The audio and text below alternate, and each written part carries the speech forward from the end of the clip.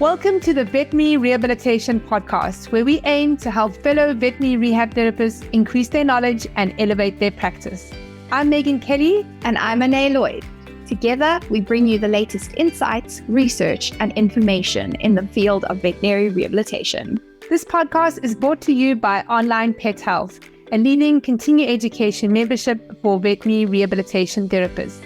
With Onlinepethealth, you will have access to a wide range of online resources to help you stay up to date with the latest techniques, advances, and trends in the industry. Our podcast features in-depth conversations with leading experts in veterinary rehabilitation. They share their own experiences and knowledge to help you improve your practice. Whether you're a seasoned pro or just starting out in the field, our goal is to provide you with the tools and the insights you need to succeed. So join us as we explore the exciting world of veterinary rehabilitation and help you take your practice to the next level. Hey Rehabbers, in this episode, we revisit a really powerful lecture at the Cape Town IAVRPT Symposium, where Dr. Tanya Grantham explored what it means to build a conscious business. Now, this is one that supports you both as a person and as a professional. Tanya dives into practical strategies around self-management, team dynamics, recognizing stress, and understanding the behavioral patterns that shape the way that we work. It's really insightful and incredibly grounding for anyone in the veterinary health space. She also talks about her safe space community. It's a supportive online gathering where professionals come together to discuss burnout, boundaries, emotional resilience, and so much more. This month is our birthday month, and we are celebrating with our friends from the Masterson Method to share 2 free webinars with you. So the first one is by Jim Masterson and Vanessa Helvey, and it's looking at gelding scars from a Masterson Method perspective. And the second one is by Dr. Robin Robinette and Jim Masterson, and exploring how gentle Masterson Method techniques can enhance canine rehabilitation. It's called When Less is More Masterson Method in Canine Rehabilitation. Now, if you want to sign up to these, you can go to onlinepethealth.com/gift.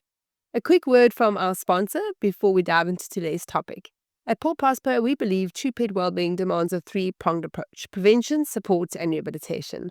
Our brands are trusted by veterinarians, universities, and rehab facilities alike. So whether you're looking to train, rehabilitate, or help your patients age gracefully, our brands, Walking Pets, Help 'em Up, Respond Animal Therapeutics, Fit Paws, Muffins, Halo, Sleepy Pod, and Canine Cards offer effective, innovative, and proven solutions. You can sign up today to receive a one-time special gift for all our Online Pet Health listeners with your next order, and you can just head over to paulprosper.com/OPH. Right, over to Dr. Tanya Grantham.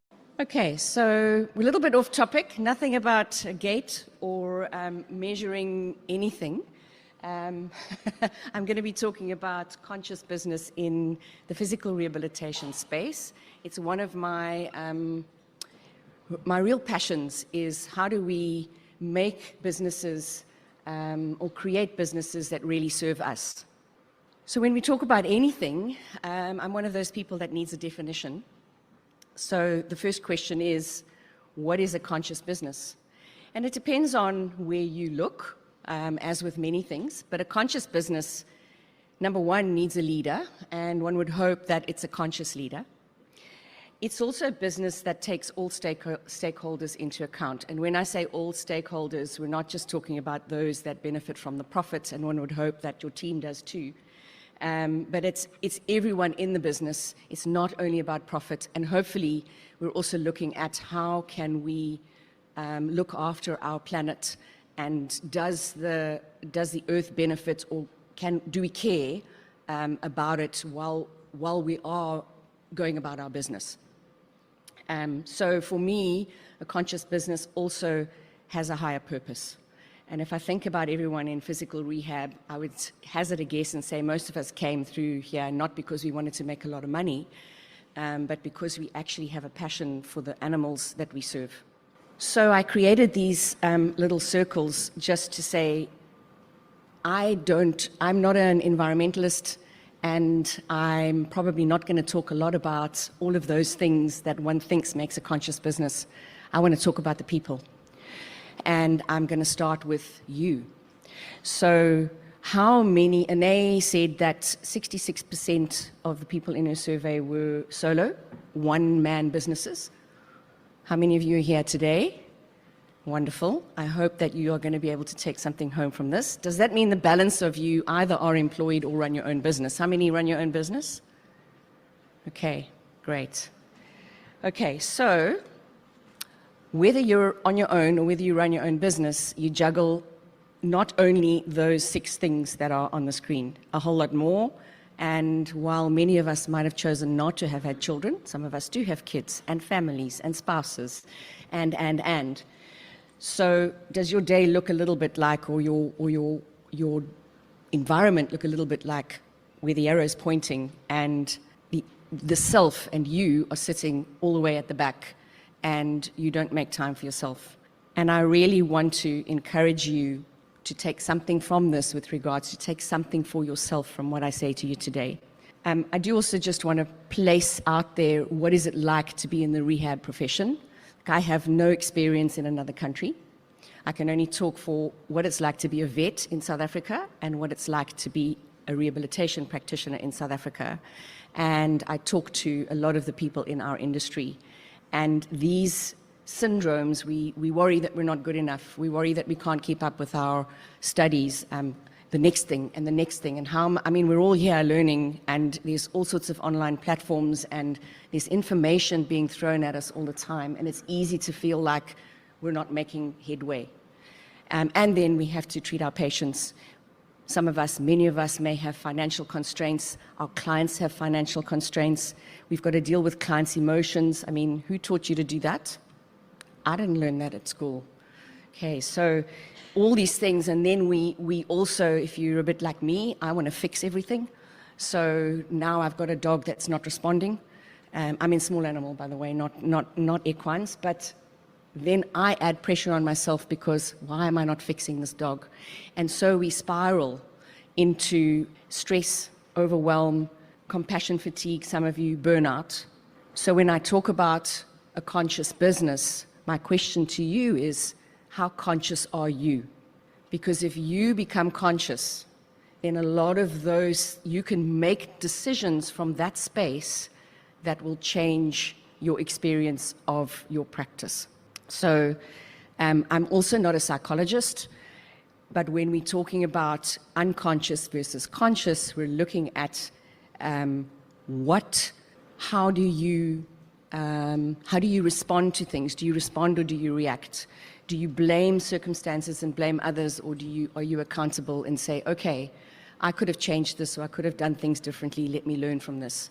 And once you start doing that, you're moving into being more of a conscious business owner and more of a conscious or aware person. Let's also talk about what are the benefits of having a conscious business. So we can read as many textbooks as we like about financial stuff and profitability and turnover and break even and all those figures that I palm off onto someone else. But the truth is that the more aware you become and the more you understand yourself, the better decisions you make, firstly for you, and secondly for your business, and thirdly for your team, or for your team and then for your business. They all become intermingled.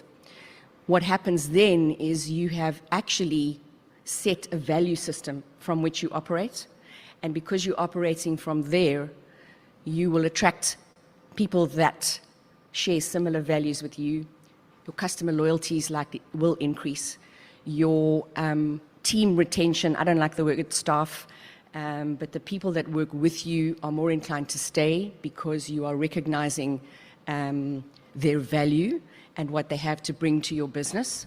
And it ties in quite nicely with May's talk yesterday and Jonat as well about collaboration. So even if you are one person, you do need to build a team and you do need to make decisions and work with people that have similar values to you. This is my own experience. And because of that, you will have increased revenue and you will have meaningful work. And once you have that, your stresses also start to reduce. It sounds impossible. I've had burnout twice, talk about being a slow learner. So it is possible to make the change. I learned a lot about conscious business. I signed up to a course called the Inner MBA. There was a lot of stuff there about business, but there was also a lot of stuff about self. And what I'm going to share with you today largely comes from the Drucker School of Business and the gentleman that taught me, Jeremy Hunter. And my question is, how do you manage yourself? So when we look at this slide, and before I go into a bit more detail about it, what I do want to say is I just want to recap chronic stress, because most of us in this world, regardless of our profession, are in some way experiencing chronic stress. And that means that your internal system is never allowed to relax. It's never allowed to rest. And incidentally, it's not allowed to digest either. So all of those IBDs and things that upset us come from chronic stress and the fact that we don't ever reset. And when we talk about stress, or when we talk about the response, the original response was to get out of danger. And now we're sitting in a situation where we feel like we're constantly in danger, and that's where the chronicity comes from. But we've got fight, flight, freeze, fawn. I think there was another one coming. People are just, they're discovering things all the time. But if you look at this slide, we've got a green zone, which is the zone where you are actually able to allow your parasympathetic system to kick in and give you some rest and some relaxation, and you can drop the stress. And when you become aware of what your body's doing and the decisions you're making and the reasons that you make those decisions, it allows you to actually begin to practice from what Jeremy Hunter calls the green zone. So it doesn't mean you don't have fluctuations. It's not about there's no waves. There definitely are still waves, but you're in a better position to make decisions. So you become conscious and aware. If you're in the red zone, I always kind of like associate that with, I'm one of those people, go, go, go, I'm anger, I'm full on, that's how I motivate myself in a lot of ways. So that's more fight. And if you come down to the black zone, it's shut down, it's freeze. Those are the people that may get more depressed, lack of motivation, don't really want to get up and do anything. And the more we can stay in the green zone, the more resilient we'll be. So a little bit more about the red zone. I think I've pretty much jumped to this slide. But a lot of frustration, a lot of blame, a lot of running around in circles, chasing our tails. What's the next thing? Oh, I've got to get the marketing out. I've got to do the social media post. Oh, I've got a client coming. Oh, I need to make lunch. And so you go on and on and on in that circle. And then by the time you get to bed, you can't shut down. And then your mind continues the program. And these are the people who suffer from high anxiety, usually, because their brain's always working. And there's a lot of physical symptoms as well. If we go to the black zone, so you can see in the lower part how we come out of our zone of resilience, or out of the green zone, from where we can practice with more ease. So in the black zone, you're very tired, you're usually not, you could be more emotional, but you could also be non-reactive and not emotional, like nothing ever changes, why should I even face the day? And then it could dip even lower.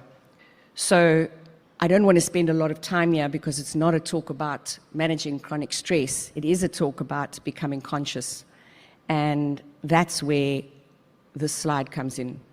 So if we look at the blue line of dots, that's pretty much an unconscious, unaware person going through the motions. I've got school conditioning, maybe religion, I've got my family telling me I got to do all sorts of things, and we are doing things out of a sense of this is the way that it's always been done. And when we work and we live in that space, there's no recognition of why you're doing the things you're doing. But if you can get to a point where you go, actually, this is not the trajectory I want, what is it that I can change? And you make one decision to change. And it doesn't have to be a big thing, because we always see, it's impossible, I can't do that. And I'm here to tell you that you can do whatever you want. You can do whatever you like. And it starts with that first step, and it starts with that first decision. And the moment you make that decision, your path changes. And that's when you start creating a future where you thrive and where you're sitting in that zone of dynamic balance, that zone where life knocks you a little and you go, well, okay, but I'm going to bounce back, I'm going to come back. And ultimately, really, we all deserve to thrive. And it is an intentional choice. And in order for you to make an intentional choice, you need to be aware. So it all comes down for me to managing yourself. So what was that story about? If you change the way you see your world, your whole world will change. And I can't remember who said it, but I must say that I am finding that to be absolutely valid and true. So what perceptions do you have? What mantras are you repeating in your head that don't serve you? Because if you are able to recognize them, you're able to make a decision to change. And then it's that one step. And I've done it in very small steps. Just, I don't drink enough water. One of the first things I did was say I need to look after my health. And I'm going to drink 1.5 liters of water a day, and I pour them out in the morning, and I make sure, reminding you to drink, Megan, and make sure that I drink that water. And that's the only thing I did. Is my diet perfect? Absolutely not. Is my exercise regime perfect? Absolutely not. But moment I can change my pattern around my water, and I can celebrate that after I've gone through 21 days, and go, yes, I did it, then I can do the next thing. And all of that is available to every single one of you in this room. So enough about managing the self. It's just that if you run your own business, you obviously do need to manage yourself. And if you can manage yourself, the management of your business will improve. If you're in a team and you're the leader and you manage yourself, that will knock on to everybody else that's in your team. And if you are a team member, please don't underestimate, if you are not the leader or you're not the business owner, don't underestimate the impact that you can have on everybody that is within your circle. And so you can be the conscious one. You don't have to be the business owner. You can make a decision to say, I want my workplace to be like this. So a few things that I'd like to say about managing your team. When we want to create a conscious business, we first need to become aware of self. And from there, we can move out and we can become aware of others, and we can make decisions around management that are positive for everyone that's within your business. And that means really about creating a safe place for them to be who they are and for them to be able to express anything. And you have to be a big person, because sometimes they're going to come to you and they're going to say, you really messed up, and you didn't have my back, and I want to know why. But if you haven't created that safe space, they're not going to come to you. And I think that is a very, very big issue within the veterinary professions as a whole, that there's no safe place for the employees or for the team to express how they really feel, and so they leave. Or they become overwhelmed and move down into depression and fatigue. So I manage a business. One of the things that is vitally important to me as a business manager or a business owner or whatever is to make time for every member of my team. And you might say, oh, I don't have time, I'm doing all of this. I promise you that if you create 30 minutes a day, 30 minutes a week for the people in your team, I challenge you to try it. Because yes, we've got all these patients and it's busy and we can't manage, and we've got to write notes and we've got to phone, all the other people to say what's happening. We've got to phone the client. But what happened in my space when I did that was, because I was so dedicated to creating that space for my team members, I didn't have them knocking on my door 5 times a day. Unless it was vitally important and there was some crisis in the clinic and there was a patient that needed help.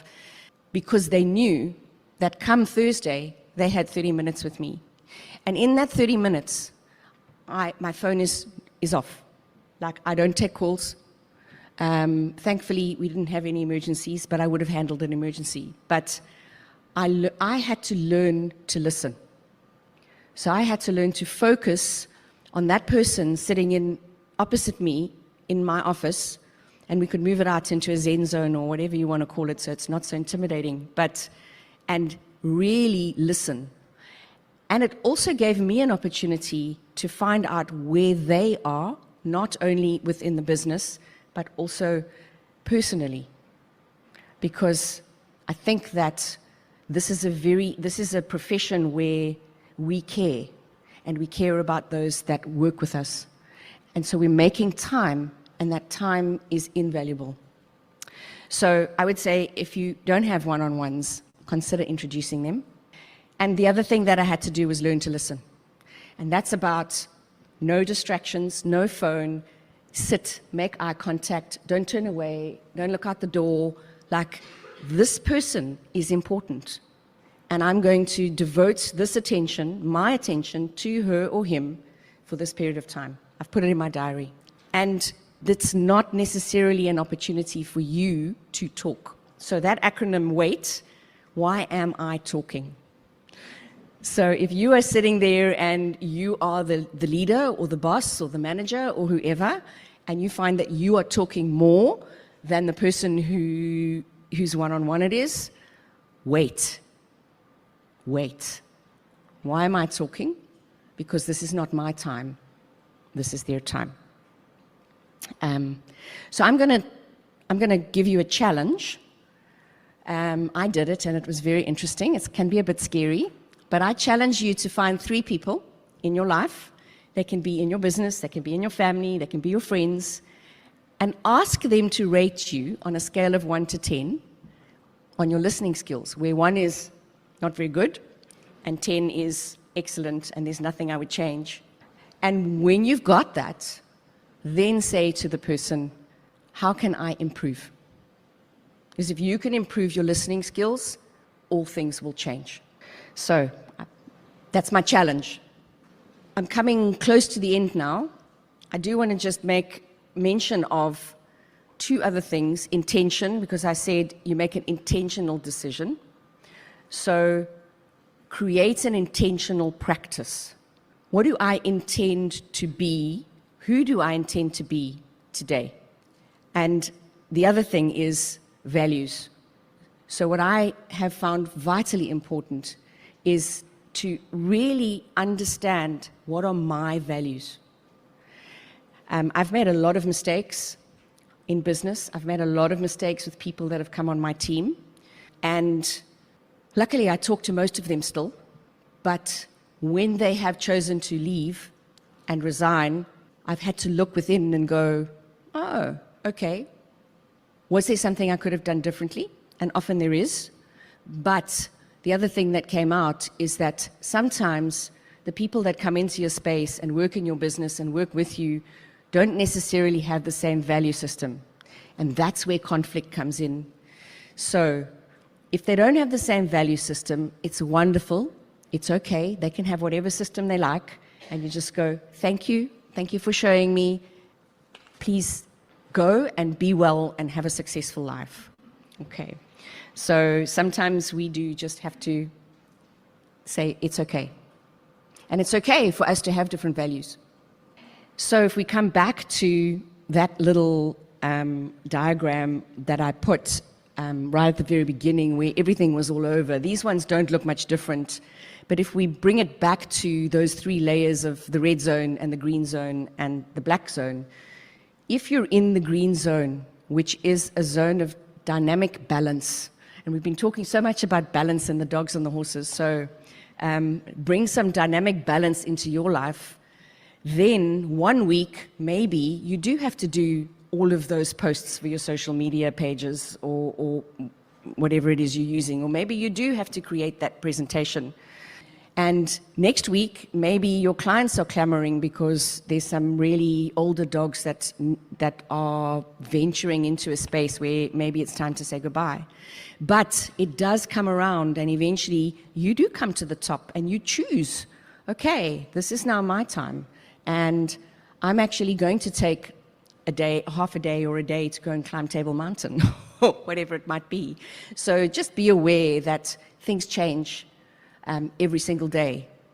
So, as I come to a close, just a few of the environmentally friendly practices that you could adopt in terms of conscious business. So for me, it's about how aware am I? How much do I put that out to my team? So how do I encourage them to be more of who they are? And once I've done that, for me, the planetary stuff and the earth and the environmental stuff follow. Because we very much want to, I need to spend all the money on solar systems and I need a different power source and what happens with my water management. And I'm not saying that that's wrong, but I am saying that we need to tidy our own house first, and then we will put that out into the world. So whatever you have within, you will put out.